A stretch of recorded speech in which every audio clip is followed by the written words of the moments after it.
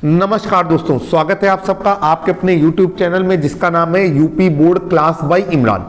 यदि आप UP board के स्टूडेंट हैं या बेसिक शिक्षा विभाग के अध्यापक तो आप बिल्कुल सही चैनल पर हैं। हमारे चैनल में दोनों ही लोगों के लिए महत्वपूर्ण जानकारियां उपलब्ध रहती हैं। तो आज का ये वीडियो हमारे यूपी बोर्ड के स्टूडेंट के लिए है और स्पेशली ये वीडियो क्लास 10th के उन बच्चों के लिए जिन्होंने गणित विषय ले रखा है। आपको पता है कि आगामी माह में यूपी बोर्ड अपनी वार्षिक परीक्षाओं का आयोजन कराने जा रहा है। हमारे चैनल में आपको प्रत्येक विषय के क्लास 10th और क्लास 12th से रिलेटेड तीन मॉडल सेट उपलब्ध कराए जाएंगे और उनका सलूशन भी हम आपको उपलब्ध कराएंगे। तो इस क्रम में आज हम लोग गणित की बात करते हैं। आप आगे बढ़ने से पहले हमारे चैनल को अगर चाहें तो सब्सक्राइब कर सकते हैं, बेल आइकन दबाना बिल्कुल ना भूलें। तो चलते हैं दोस्तों। सबसे पहले तो आपको पता है कि इस वर्ष बीमारी के कारण पूरे वर्ष अच्छे से पढ़ाई नहीं हो सकी है, इसलिए यूपी बोर्ड ने अपने सिलेबस को 30% तक कम कर दिया है और जो पेपर आएगा वो बाकी 70% को आधार बनाते हुए लिया जाएगा। अब चलते हैं भाई। आपको पता है कि 30 नंबर हर विषय में हमको अपने अध्यापक की तरफ से मिलेंगे और 70 नंबरों का पेपर हमें हल करके वो 70 नंबरों में से ज़्यादा नंबर को गेन करना होगा। तो स्टार्ट करते हैं आज के पेपर को। सबसे पहले बहुत ही महत्वपूर्ण दिशा निर्देश दिए गए होते हैं पहले पृष्ठ पे। उन दिशा निर्देशों को ध्यान में रखना होता है और जब भी आप एग्जाम के लिए जाएंगे आपको उस क्वेश्चन पे पहले समय बर्बाद नहीं करना है जो क्वेश्चन आपको ना आता हो। जब आपके पूरे क्वेश्चन हैंडल हो जाए तब आप अंत में उस क्वेश्चन को लेंगे जो आपको नहीं आ पा रहा है। यहाँ पर पहले क्वेश्चन की बात करते हैं। कह रहे हैं कि सभी खंड अनिवार्य हैं और यहाँ पर जो 4 विकल्प दिए गए हैं प्रश्न के लिए उनमें से केवल एक सही है। सही विकल्प को छाट करके अपनी उत्तर पुस्तिका पर लिखना है। पहला क्वेश्चन है कि हर को 2 की पावर m इंटू 5 की पावर n के रूप में आधार बनाते हुए 1458/1250 का दशमलव प्रसार कितने स्थानों तक जाएगा। आपको ये प्रश्न हल करना है। हाँ, बहुत ही आसान प्रश्न है। मुझे लगता है मुझे बताने की जरूरत नहीं है। इस प्रश्न के लिए जो विकल्प डी है वो पूरी तरीके से सही रहेगा, अर्थात इसका दशमलव प्रसार 4 स्थानों तक जाएगा।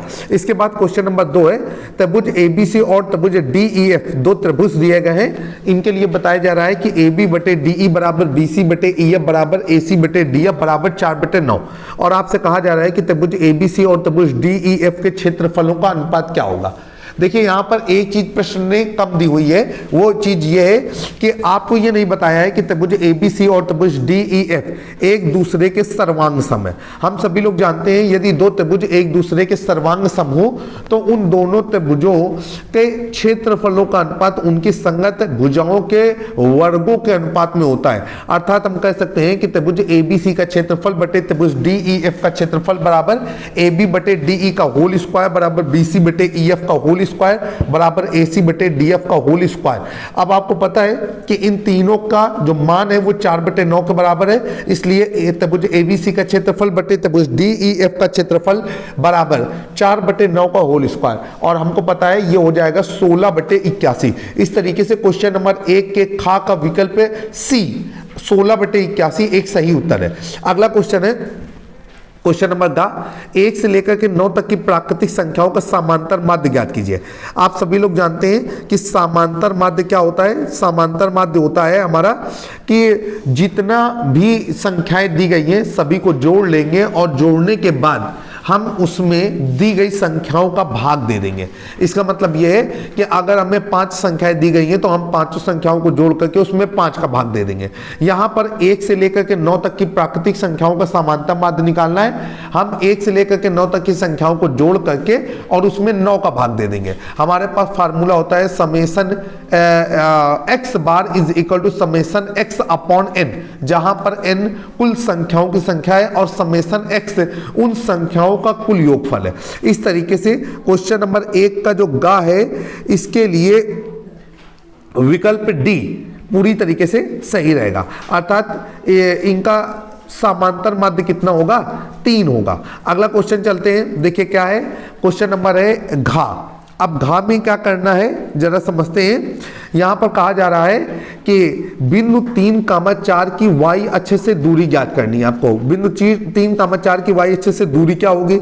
अच्छा, आप सभी लोग जानते हैं कि y अक्ष पर स्थित किसी बिंदु के जो निर्देशांक होते हैं वो होते हैं 0, b। आप इस सवाल को जब आप हल करेंगे तो आपको पता है a, b फार्मूला होता है कि निर्देशांक a, b की y अक्ष से दूरी ये क्या होती है, तो ये होती है b बराबर ये होती है आपकी y अक्ष से दूरी। तो ये जो आपका हम बोल सकते हैं कि y अक्ष से दूरी जो है इसको हम एक निर्देशांक बना करके, जो हमारा कार्तीय तल होता है उसमें अपनी निर्देशांकों को प्रदर्शित करके इस दूरी को निकाल सकते हैं। तो आपको पता होना चाहिए कि जब हम इस सवाल को हल करेंगे तो जो विकल्प बी है वो पूरी तरीके से सही रहेगा, क्योंकि जब आप कार्तीय तल बनाएंगे तो सबसे पहले उसमें बिंदु 3, 4 को प्रदर्शित करना होगा। अब इसके बाद अंगा नंबर चलते हैं। अंगा नंबर में क्या है कि यदि समीकरण 2x square minus 8x plus C बराबर 0 के मूल बराबर है तो c का मान ज्ञात करना है। आप सभी लोगों को मालूम होना चाहिए कि ये द्विघात समीकरण चैप्टर का प्रश्न है, और आपको यह भी मालूम होना चाहिए जब किसी समीकरण के मूल बराबर होते हैं तो उस समीकरण के लिए विविधकर d का मान 0 के बराबर होता है। आपको बताना चाहते हैं कि विविधकर d बराबर होता है b स्क्वायर माइनस 4ac। चूंकि कहा जा रहा है कि समीकरण के मूल बराबर है तो d का मान हो जाएगा 0। इस आधार पर b स्क्वायर माइनस 4ac का मान भी 0 हो जाएगा। अब समीकरण 2x square minus 8x plus C बराबर 0 की तुलना द्विघात समीकरण के मानक रूप ax square plus bx plus C बराबर 0 से करके a b c का मान निकालेंगे और formula b square minus 4ac बराबर 0 पे रख देंगे। यहां से आप c का मान आसानी से कैलकुलेट कर पाएंगे। आइए चलते हैं अगले प्रश्न की ओर। हाँ, आपसे एक चीज बताना चाहते हैं कि हमारी एक छोटी सी वेबसाइट भी है जिसका एड्रेस है www.mathbykhon.in। अगर आप चाहें तो इस प्रश्न पत्र का सॉल्यूशन वहां से पीडीएफ फॉर्मेट पे प्राप्त कर सकते हैं, जिसका लिंक आपको डिस्क्रिप्शन बॉक्स में दे दिया जाएगा। इसके बाद हम लोग आगे चलते हैं। कहा जा रहा है क्वेश्चन नंबर 4, एक लंबवृत्तीय बेलन के आधार का क्षेत्रफल 9 पाई सेंटीमीटर स्क्वायर है, उसके आधार का व्यास क्या होगा। आप सभी लोग जानते हैं कि जो बेलन का आधार होता है और बेलन का शीर्ष होता है ये दोनों ही वृत्ताकार होते हैं, इसलिए हम लोग यहाँ पर फार्मूला लगाएंगे कि बेलन के आधार का क्षेत्रफल बराबर पाई आर स्क्वायर। वर्तमान समय में बेलन के आधार का क्षेत्रफल 9 पाई दिया गया है तो पाई आर स्क्वायर 9 पाई के बराबर हो जाएगा। काट पीट देंगे और यहाँ से हम आर का मान कितना निकालेंगे, आर का मान निकालेंगे 3 सेंटीमीटर। चूंकि वर्गमूल से आर का मान निकाल रहा है इसलिए यहाँ पर आएगा प्लस माइनस 3 सेंटीमीटर, लेकिन आपको पता है कि कोई भी दूरी ऋणात्मक नहीं हो सकती, इसलिए -3 को अमान्य करार दिया जाएगा और आपका आ जाएगा कितना 3 सेंटीमीटर। इसके बाद आपको यहाँ पर क्या निकालना है, यहाँ पर आपको निकालना है व्यास, और आपको पता है कि व्यास जो होता है वो त्रिज्या का 2 गुना होता है, इसलिए हम लोग यहाँ पर कितने का गुणा कर देंगे, यहाँ पर हम लोग 3 में 2 का गुणा कर देंगे, क्योंकि व्यास बराबर होता है 2 गुणे त्रिज्या, तो ये हो जाएगा 2 3 6 सेंटीमीटर इसका सही उत्तर होगा। अगला चलते हैं क्वेश्चन नंबर 2। क्वेश्चन नंबर 2 में कहा जा रहा है कि सभी खंड करना है आपको, और यहाँ पर जो प्रश्न आपके सामने आया है वो ये कह रहा है कि यदि 27, 23, x माइनस 4, x प्लस 4, 15, 3 और 7 का समांतर माध्य 15 है तो x का मान ज्ञात कीजिए। अभी कुछ समय पहले हमने आपको बताया था कि समांतर माध्य का फार्मूला होता है x bar is equal to summation x by n, जहां समेशन x दी गई संख्याओं का योगफल है और x बार इन संख्याओं का समानता माध्य n आए हुए पदों की संख्या है। इसी फार्मूले का इस्तेमाल करते हुए सवाल को हल कर देंगे। जितने भी अंक हमें दिए गए हैं उन सभी अंकों को हम जोड़ करके और उनमें कुल अंकों की संख्या का भाग दे देंगे, और यहाँ पर ध्यान रखेंगे तो ये हो जाएगा 15 बराबर, और जो कुछ भी आएगा उस पे अंकीय मान के साथ प्लस 2x और लग करके आएगा, क्योंकि यहाँ पर 2 चर पद भी दिए गए हैं x माइनस 4 और x प्लस 4, और जब फाइनली आप इसे हल करेंगे तो आपको उत्तर प्राप्त हो जाएगा। एक बार फिर से रिमाइंड करना चाहते हैं कि हमारी वेबसाइट का पता है www.mathbykhon.in, वहां से जाकर के आप यहां पर दिए गए प्रत्येक प्रश्न का सही हल और उसको करने का तरीका प्राप्त कर सकते हैं। अब क्वेश्चन नंबर 2 का खा है, मैदान में खड़ी एक कार 75 मीटर ऊंची मीनार से 30 डिग्री का अवनमन कोण बनाती है। मीनार के आधार से कार की दूरी ज्ञात करनी है। दोस्तों आपको पता है कि ये सवाल त्रिकोणमितीय के ऊंचाई और दूरी पार्टीशन से आया हुआ है। आप ऊंचाई और दूरी के नियमों का प्रयोग करते हुए इस सवाल को हल कर सकते हैं। ध्यान रखिएगा, जब कभी किसी सवाल पे अवनमन कोण दिया गया होता है तो एकांतर कोण नियम का इस्तेमाल करते हुए हम लोग अवनमन कोण को उन्नयन कोण में परिवर्तित कर लेते हैं। तो आशा है कि जितना भी अभी तक आपको बताया गया है वो आपको बेहतर तरीके से समझ में आ गया होगा। डिस्क्रिप्शन को अवश्य देख लें, ताकि अगर आप इस प्रश्न पत्र को पीडीएफ फॉर्मेट में और इसके उत्तर को पीडीएफ फॉर्मेट में पाना चाहें तो हमारी वेबसाइट से आपको ये उत्तर आसानी से मिल सके। आइए चलते हैं अगले भाग की ओर।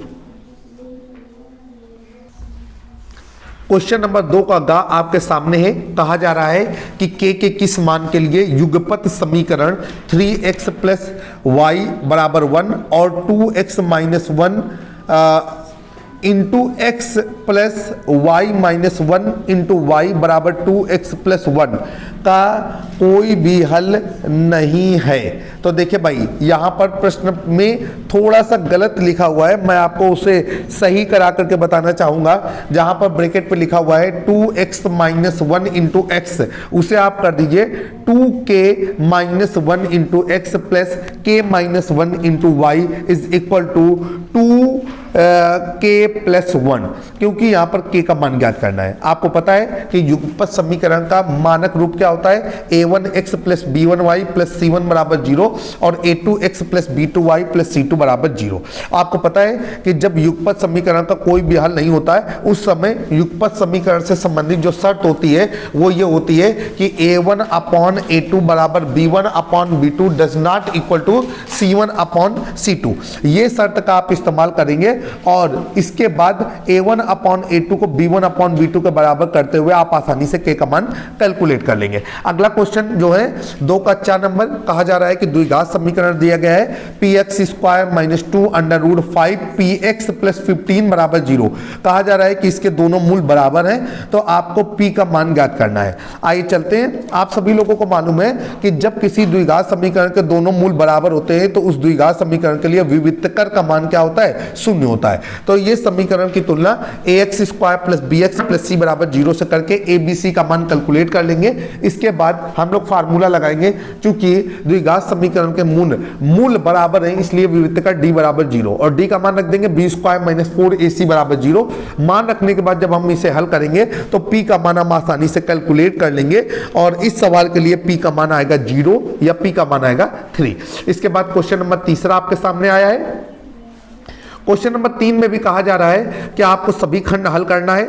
यहां पर कहा जा रहा है कि संख्या 0.6666 और इसी तरीके से कंटिन्यूट है को p अपान q के रूप में प्रदर्शित करना है। तो आई होप कि ये सवाल आप आसानी से कर पाएंगे। 2 नंबर के लिए क्वेश्चन दिया गया है। अगला क्वेश्चन है कि वृत्त के व्यास AB के सिरे A के निर्देशांक -2,7 है, सिरे B के निर्देशांक 1,-11 है। वृत्त की त्रिज्या तथा केंद्र के निर्देशांक ज्ञात कीजिए। तो आपको पता है आप किस तरीके से कर सकते हैं। आपको पता है जब आपको व्यास के सिरों के निर्देशांक मालूम हो और आपको केंद्र के निर्देशांक निकालने हो तो आपको पता है कि व्यास का जो मध्य बिंदु होता है वही केंद्र होता है।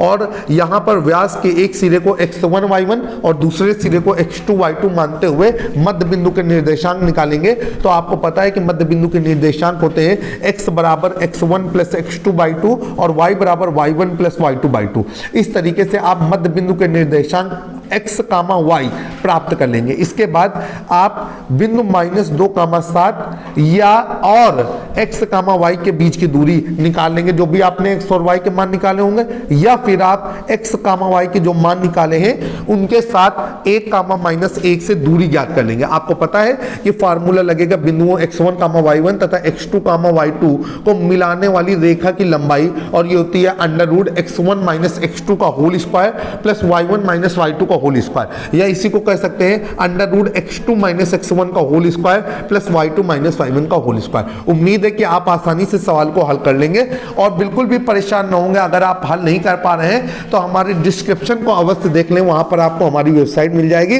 जिसके माध्यम से आप सवालों का हल प्राप्त कर सकते हैं। अगला क्वेश्चन है कि समीकरण x square minus 7x plus 2 बराबर 0 के मूलों के व्युत्क्रमों का योगफल ज्ञात कीजिए। आपको पता है जब भी किसी द्विघात समीकरण के मूलों के व्युत्क्रमों का योगफल निकालना होता है, सबसे पहले हम उस द्विघात समीकरण के मूलों का योगफल निकालते हैं। तो आप इस द्विघात समीकरण के मूलों को अल्फा और बीटा मानते हुए मूलों का योगफल निकालेंगे और मूलों का योगफल होता है अल्फा प्लस बीटा बराबर माइनस बी अपॉन ए।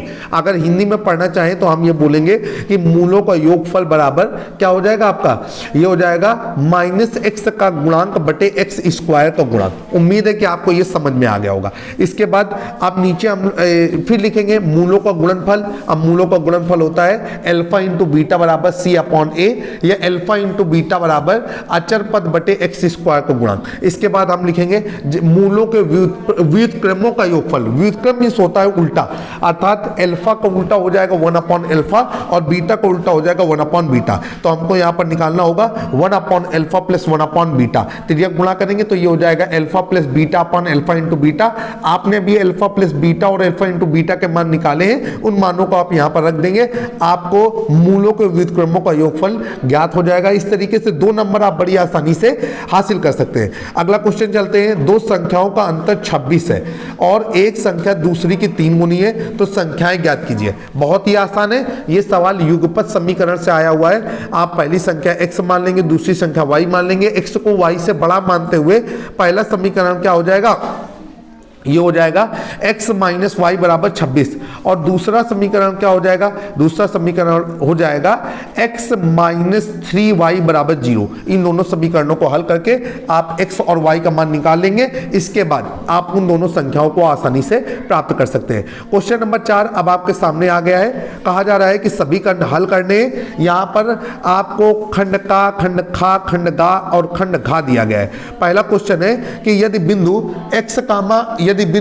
बिंदु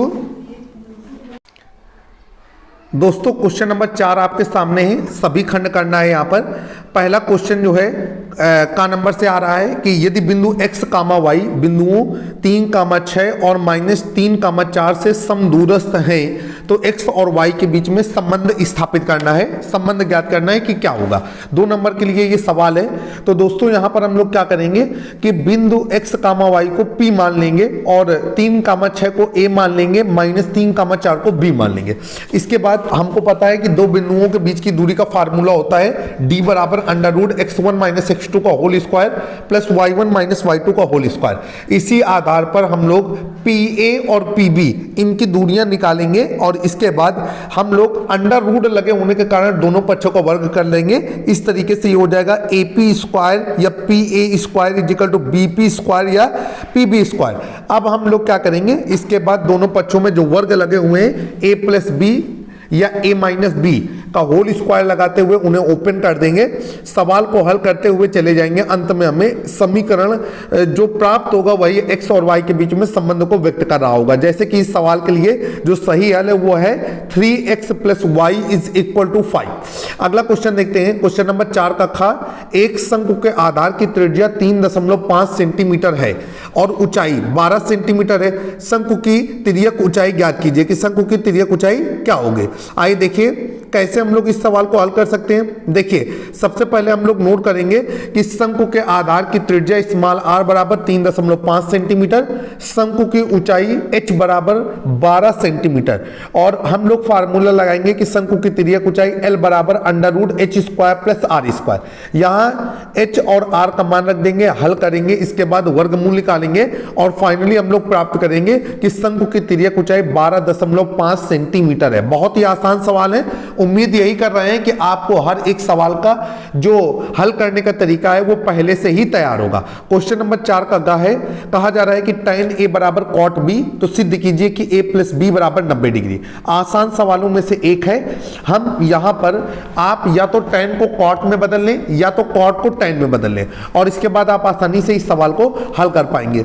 तो उम्मीद करते हैं कि जब आप cot b को tan में बदलेंगे तो ये हो जाएगा, बगल में फार्मूला लगाएंगे कि tan 90 डिग्री माइनस थीटा बराबर कॉट थीटा, इस आधार पर ये हो जाएगा tan A बराबर tan 90 डिग्री माइनस बी। इसके बाद ये हो जाएगा A बराबर 90 degree minus B, A plus B बराबर 90 डिग्री। इसके बाद क्वेश्चन नंबर 4 का घ चलते हैं। वह अनुपात ज्ञात कीजिए जिनमें बिंदुओं -3, 10 और 6, -8 को मिलाने वाले रेखाखंड को बिंदु -1, 6 विभाजित करता है। तो आपको पता है फार्मूला होता है कि बिंदुओं x1, x2 को M1 अनुपात M2 के अनुपात में अंतः विभाजित करने वाले बिंदुओं के निर्देशांक, और वो होते हैं x, y, जहां पर x का मान होता है M1 x2 plus M2 x1 upon M1 plus M2, और y का मान होता है M1 y2 plus M2 y1 upon M1 plus M2।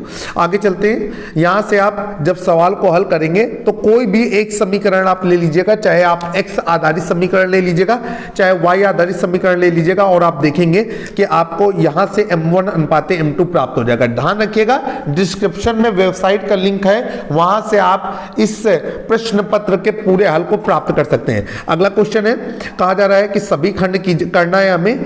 पहला है कि, और एक ध्यान रखिएगा, ये जो -1, 6 है यही तो x और y का मान दिया गया है। तो जब हम फार्मूला लगाएंगे x बराबर M1 x2 plus M2 x1 upon M1 plus M2, तो x की जगह पर -1 रखा जाएगा, और उधर अगर फार्मूला लगाना चाहें y बराबर M1 y2 plus M2 y1 upon M1 plus M2, तो y की जगह पर हम 6 रखेंगे। आपको समीकरण दिया गया है 2x प्लस 1 अपॉन x का whole square plus 4 is equal to 5, bracket में 2x प्लस 1 अपॉन x, जहां x का मान 0 नहीं है। यहां पर हमको सवाल को हल करना है। दोस्तों आप सभी लोगों को मालूम है कि ये द्विघात समीकरण पर आधारित सवाल है। हम लोग मानेंगे 2x plus 1 upon x is equal to a।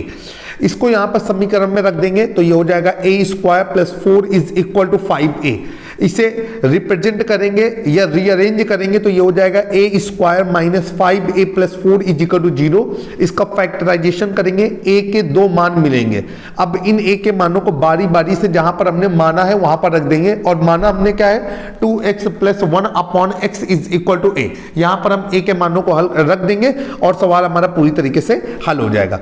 अगला क्वेश्चन है कि दो घनों जिनमें प्रत्येक का आयतन 64 घन सेंटीमीटर है के संलग्न फलकों को मिलाकर एक घनाभ बनाया जाता है। प्राप्त घनाभ का कुल पृष्ठीय क्षेत्रफल ज्ञात कीजिए। तो आपको क्या करना होगा, आपको लिखना होगा कि घनों से प्राप्त घनाभ का आयतन, अब वो हो जाएगा पहले घन का आयतन प्लस दूसरे घन का आयतन, दोनों ही 64 है। आप 64 और 64 को जोड़ देंगे तो आपका आ जाएगा कितना 128। इसके बाद आप लोग क्या करेंगे कि आप जो पहले घन का आयतन दिया गया है उससे घन की भुजा निकालेंगे, ठीक है। इसके बाद जो है फिर आप क्या करेंगे, आपको जो है इस भुजा के आधार पर जो लंबाई है वो दोनों घनों की भुजाओं को जोड़ करके मिलेगी। इसके बाद चौड़ाई और ऊंचाई पहले की तरह ही समान रहेगी, अर्थात जो नया घन बनेगा उसकी जो लंबाई होगी वो 8 सेंटीमीटर होगी, चौड़ाई जो है वो 4 सेंटीमीटर होगी और ऊंचाई भी 4 सेंटीमीटर होगी। और देखिए जब हमने आपसे पहले घनाभ का आयतन की बात की थी तो आप घनाभ के आयतन के चक्कर में परेशान ना होइएगा, संभवतः उसका यहाँ पर कोई प्रयोजन यूज नहीं हो रहा है। इसके बाद हम लोग घनाभ का जो पृष्ठीय क्षेत्रफल है उसका फार्मूला लगा देंगे, और घनाभ का पृष्ठीय क्षेत्रफल होता है 2 ब्रैकेट में लंबाई गुणे चौड़ाई प्लस चौड़ाई गुणे ऊंचाई प्लस ऊंचाई गुणे लंबाई। फिर से देखेंगे 2 ब्रैकेट में लंबाई गुणे चौड़ाई प्लस चौड़ाई गुणे ऊंचाई प्लस ऊंचाई गुणे लंबाई, लंबाई चौड़ाई ऊंचाई। इनको बारी बारी से कर लें। एक बार मैं प्रतीक में इसको बोल रहा हूं ताकि कहीं कोई गड़बड़ी ना हो, क्योंकि ज्यादा हिंदी भाषा में मुझे भी दिक्कत हो जाती है। तो ये लिखेंगे 2 ब्रैकेट में LB plus BH plus HL। Very good. इसके बाद चलते हैं, इसका मतलब HL का मतलब ये है कि लंबाई गुणे ऊंचाई। अगला क्वेश्चन है 5 का गा, बिंदु A, 0, 0, B और X, Y संरेख हैं तो सिद्ध कीजिए। आपको सिद्ध करना है कि x upon a plus y upon B is equal to 1। आपको पता है एक आपका फार्मूला होता है कि यदि बिंदु x1 कामा y1, x2 कामा y2, x3 कामा y3 संरेख हो तो इनसे बनने वाले त्रिभुज का क्षेत्रफल शून्य होता है। अर्थात 1/2 x1 y2 minus y3 plus x2 y3 minus y1 plus x3 y1 minus y2 बराबर 0।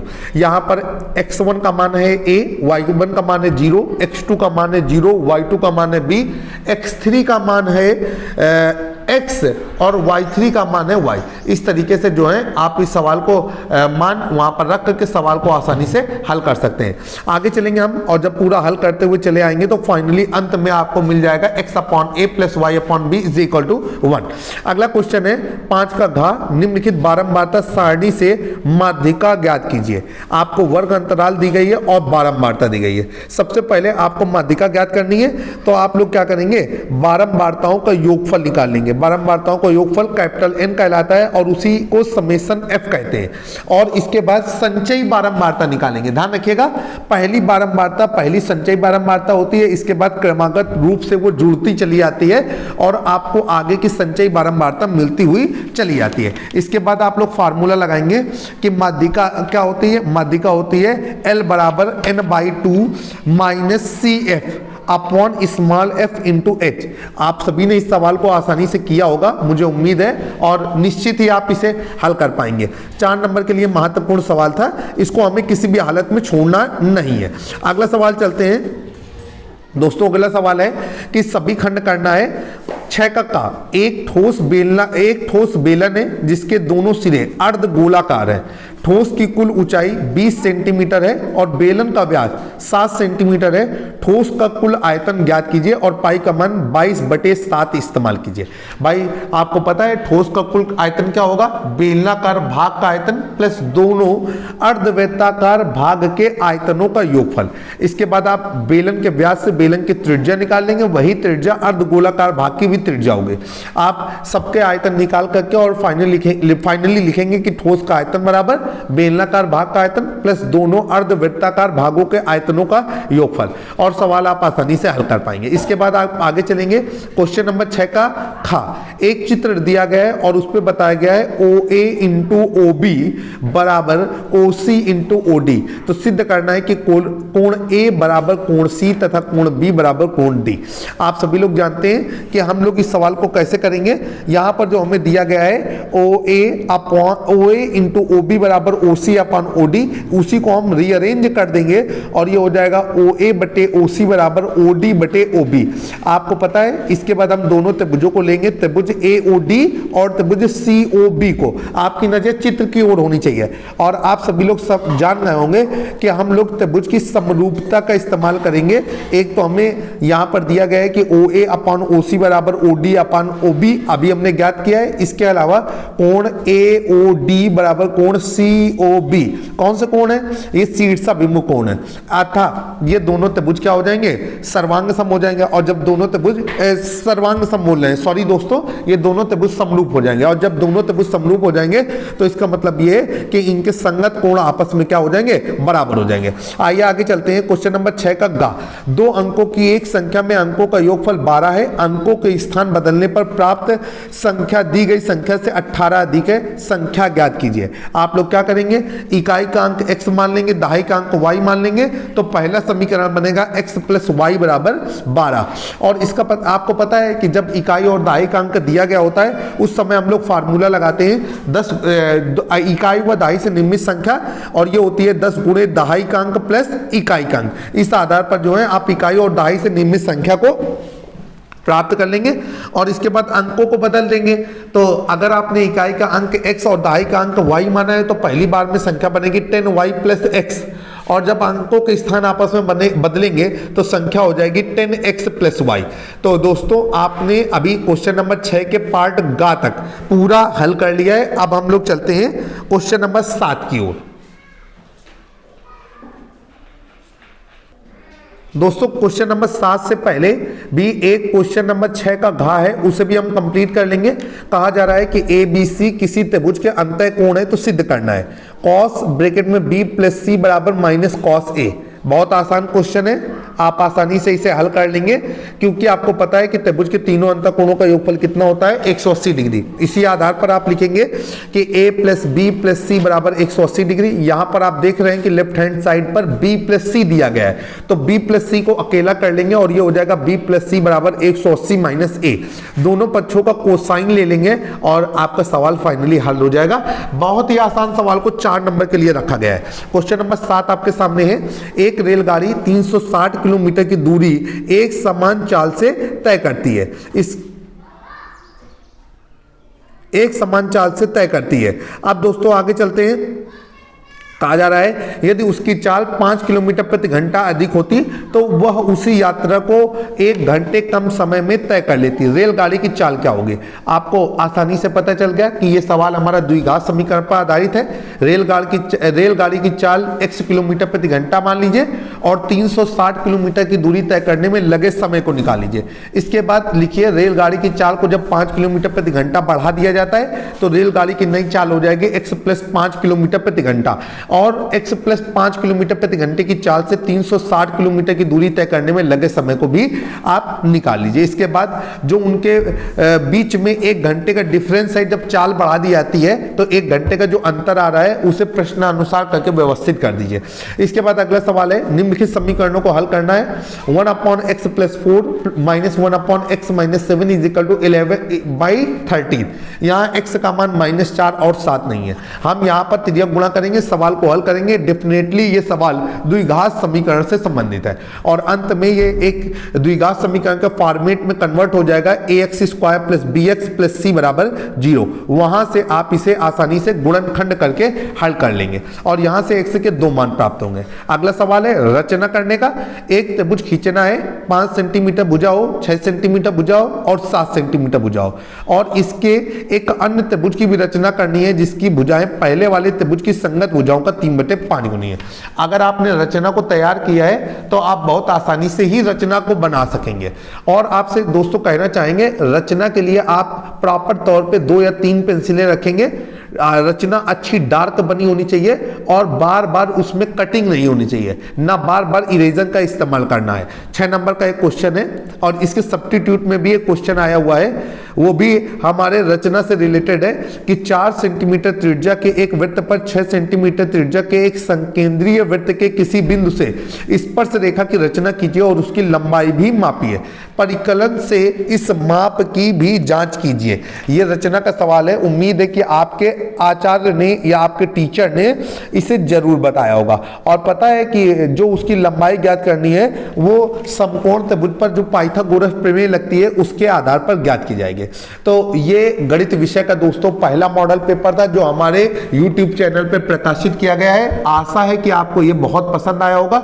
जल्द ही एक नए मॉडल पेपर के साथ हमारी फिर से आपसे मुलाकात होगी। और दोस्तों एक बार डिस्क्रिप्शन बॉक्स को जरूर देखें ताकि अगर आप इस प्रश्न पत्र को फिजिकली प्राप्त करना चाहते हैं या डाउनलोड करना चाहते हैं, प्रिंट आउट लेना चाहते हैं तो आप ले सकें। इसके अलावा आप इसका सोल्यूशन भी प्राप्त कर लें। ध्यान रखिएगा हमारी वेबसाइट विजिट करना ना भूलें www.mathbykhan.in www.mathbykhan.in। दोस्तों एक नए वीडियो में जल्द ही हमारी आपसे मुलाकात होगी। तब तक के लिए जय हिंद, जय भारत, वंदे मातरम।